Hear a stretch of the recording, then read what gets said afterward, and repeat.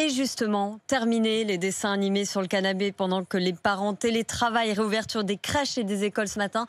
Après 3 semaines de fermeture, la pression hospitalière est encore plus élevée que lorsque les écoles ont fermé. Toujours un peu moins de 6 000 patients en réanimation. Le gouvernement assure avoir mis en place le protocole nécessaire, Benoît Ballet. Oui, à commencer par la règle, un cas de Covid égale fermeture de classe, déjà en vigueur avant les vacances et qui reste d'actualité.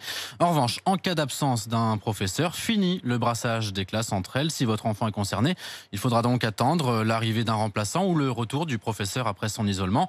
Le recrutement de 5 000 enseignants supplémentaires a été annoncé jeudi dernier par le gouvernement. Benoît, autre changement, ça se passe à la cantine. Oui, la consigne dès aujourd'hui, c'est 2 mètres entre chaque élève à table. Jean-Michel Blanquer le reconnaît. Les cantines sont le maillon faible des établissements puisqu'on y déjeune sans masque. Le ministre de l'Éducation nationale appelle donc les parents qui le peuvent à garder leurs enfants le midi à la maison. Des enfants qui devraient être davantage testés. Oui, c'est la promesse du gouvernement. 400 000 tests salivaires déployés dès aujourd'hui dans les écoles maternelles et primaires avec un objectif de 600 000 par semaine d'ici la mi-mai. Les adultes, enseignants et personnels de l'éducation nationale ne seront pas en reste.